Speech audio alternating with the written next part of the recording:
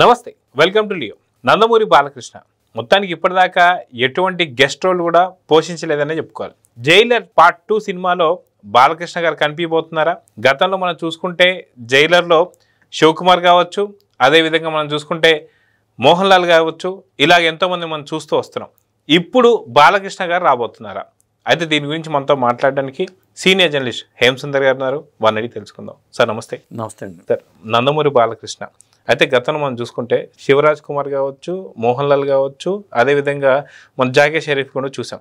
అయితే ఇప్పుడు రానున్నటువంటి ఒక పార్ట్ 2లో ఖచ్చితంగా బాలకృష్ణ గారు కూడా ఒక మంచి పవర్ఫుల్ పాత్రలో కనిపిస్తున్నారు. అది కూడా సమరసింహారెడ్డి గెటప్లో కనిపిస్తున్నారని చెప్పి అయితే కొన్ని వార్తలు అయితే వస్తున్నాయి.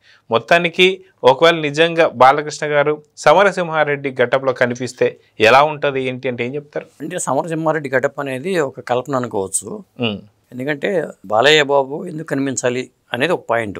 ఇక్కడ మనకి జైలర్ సినిమా చూసుకున్నట్టయితే రజనీకాంత్కి ఒక క్లిష్టమైన పరిస్థితి వచ్చినప్పుడు శివరాజ్ కుమార్ సహాయం తీసుకుంటాడు, అలాగే మోహన్ లాల్ సహకారం తీసుకుంటాడు. ఆ పరిస్థితి వచ్చినప్పుడు మరి ఈ పాత్రను ఎలా ఎంటర్ చేయాలి? నేను ఇక్కడ రాయలసీమ ప్రాంతంలో మనకి సమరసింహారెడ్డితో మాట్లాడదాం. ఇప్పుడు ఇది ఆలోచన బహుశా నెల్సన్ తిరుకుమార్ లేకపోవచ్చు, కానీ మనమే కల్పించినట్టు అవుతుంది. ఒకవేళ ఉంటే అట్లా చేయొచ్చాము, సమరసింహారెడ్డి మళ్ళీ రీఎంటర్ చేయొచ్చాము. కాకపోతే మళ్ళీ అది సమస్యలు వస్తాయి టెక్నికల్గా. ఎందుకంటే ఈ సినిమా హక్కులు నావి అంటూ ఏ చెంగల వెంకటరావు మళ్ళీ కుదరదు, మావి అంటారు కదా, అందుకోసం ఇది తలకాయ నిప్పే వ్యవహారం అని అవుతుంది. వాళ్ళు ఒప్పుకొని పర్మిషన్ ఇస్తే పెట్టుకోవచ్చు. మొత్తానికి ఒక పవర్ఫుల్ పాత్రని మాత్రం బాలకృష్ణ గారు చేసే అవకాశం ఉంది. నెల్సన్ తిరుకుమార్ కలిసి కథ కొర నెరేట్ చేసినట్టుగా తెలుస్తుంది. గ్రీన్ సిగ్నల్ ఇచ్చారు బాలయ్య బాబు కూడా అని తెలుస్తుంది.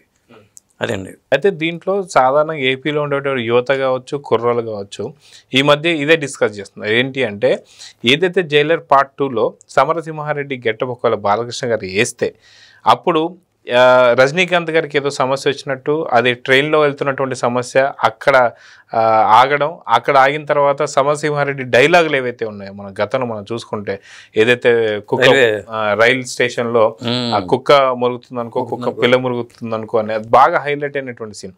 సో అలాంటి సిచ్యువేషన్లోనే వస్తే ఎలా ఉంటుంది అనేది కొంత చర్చ అయితే నడుస్తుంది. మీరేమంటారు? అంటే కథాపరంగా బహుశా అతను ఏం మనం ఎట్లా నెరేట్ చేశాడో తెలియదు మనకి. అయితే ఇక్కడ ఏమవుతుందంటే అసలు బాలకృష్ణ గారు రజనీకాంత్ కాంబినేషన్ సినిమా లేదు. ఎన్టీ రామారావు గారు రజనీకాంత్ కాంబినేషన్లో సినిమా ఉంది. రజనీకాంత్ అప్పుడు స్టార్ కాదు, అతను ఎదుగుతున్న నటుడిగా చెప్పుకోవాలి. ఇంత సూపర్ స్టార్డమ్ లేదు ఆయనకి. ఎన్టీ రామారావు గారు పెద్ద స్టారు, అయినా సరే వాళ్ళిద్దరు కలిపి టైగర్ సినిమా చేశారు.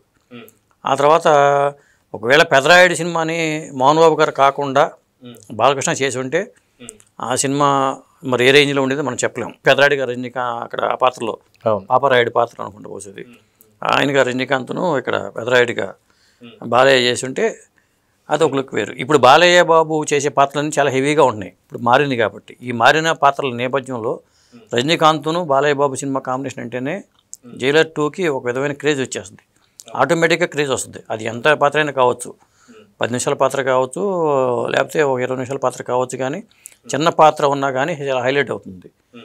మర్చిపోలేని విధంగా ఆ పాత్రను మలిచే అవకాశాలు అయితే ఉంటాయి. ఎందుకంటే మనకి జైలర్ 2లో కూడా శివరాజ్ కుమార్ పాత్ర అద్భుతంగా పండింది. ఆ ఇబ్బందికర పరిస్థితుల్లో శివరాజ్ కుమార్ వచ్చే ఫ్యామిలీని ఎలా కాపాడాడు అనేది మనం అక్కడ ఆ సినిమాలో చూసాం.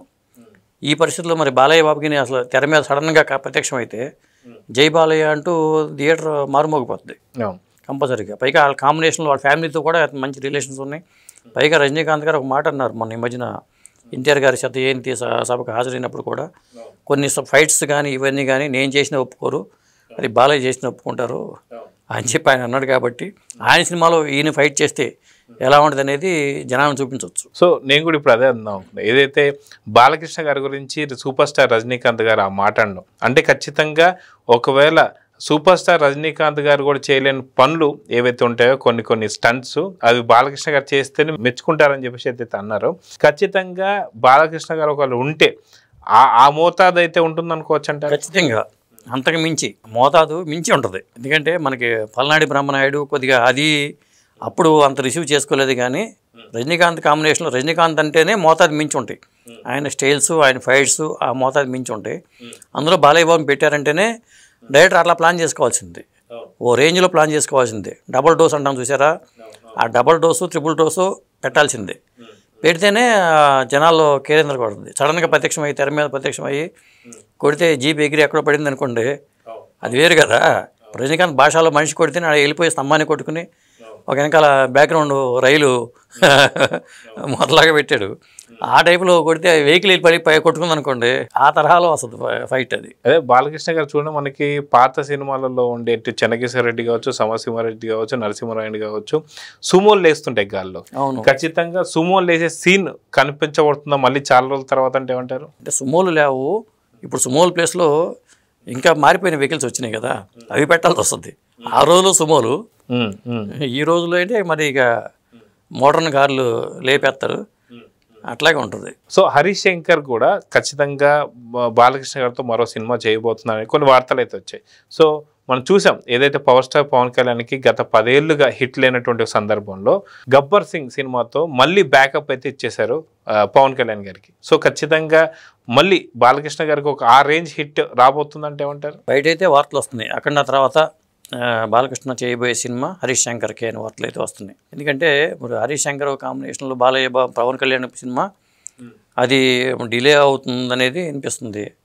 మరి అదేమో తెలియదు. కానీ ఇప్పుడు మిస్టర్ బచ్చన్ కూడా సరిగ్గా ఆడలా, మన రవితేజతో వచ్చిన మిస్టర్ బచ్చన్. హరీష్ శంకర్కి ఇప్పుడు హిట్ కావాలి, ఒక మంచి హిట్ కావాలి. మంచి హిట్ కావాలంటే ఒక పవర్ఫుల్ నటుడు ఎవరైనా ఉన్నారంటే ఇప్పుడు బాలకృష్ణనే. ఎందుకంటే వేరే హీరోలు అందరూ కూడా ఫిక్స్ అయిపోయి ఉన్నారు. కాబట్టి బాలకృష్ణ గారు కూడా కథ వినిపించాడని, బాలకృష్ణ గారు ఓకే చెప్పారనేది, హరీష్ శంకర్తో బాలకృష్ణ సినిమా ఉందనేది టాక్ అయితే ఉంది. అఖండ 2 తర్వాత చేయబోయే సినిమా హరీష్ శంకర్కే అనేది ఉన్న సమాచారం. అయితే ఈ మధ్యలో జైలర్ 2 చేసే అవకాశం అయితే ఉంది. ఎందుకంటే జైలర్ 2 స్టార్ట్ అయిపోయింది కాబట్టి కూలీ షూటింగ్ అయిపోవడం, జైలర్ 2 దాని సెట్లోకి రజనీకాంత్ ఎంటర్ అవ్వడం, బాలకృష్ణ గారు చేయాల్సిన పాత్రలు ఇప్పుడు హిమాలయాల్లో ఇప్పుడు అఖండ 2కి సంబంధించి చిత్రీకరణ అది అయిపోతుంది. ప్యారలల్గానే జైలర్ 2లో బాలయ్య బాబుతో చేసే అవకాశం అయితే ఉంటుంది. ఎందుకంటే మళ్ళీ ఆయన హరీష్ శంకర్ సినిమాలోకి వెళ్ళిపోతే మళ్ళీ లేట్ అవుద్దేమో అనే ఉద్దేశంతో కూడా చేసే అవకాశం ఉంటుంది. అదే ఈ ప్రాజెక్టులు ఇట్లా ఉంటే మరి నెక్స్ట్ ఆదిత్య 999 మ్యాక్స్ అది ఇప్పుడు అనేది ఒక డౌట్ వస్తుంది. ఎందుకంటే ఇప్పుడు ఆదిత్య 369 రిలీజ్ హడావుడి కూడా నడుస్తుంది. సంగీత శ్రీనివాసరావు గారిది దాని 4K వెర్షన్లోనూ డిజిటలైజ్ చేసుకుని రిలీజ్ చేయబోతున్నారు. ఆ ఫేవర్ ఉంది కాబట్టి ఇప్పుడు ఆదిత్య 999 మ్యాక్స్ కూడా చేయాలి కాబట్టి మరి వాళ్ళ అబ్బాయితో ప్రాజెక్టు ఇవన్నీ ఉన్నాయి కాబట్టి బాలయ్య చేతిలో కూడా చాలా ప్రాజెక్టులు ఉన్నాయి.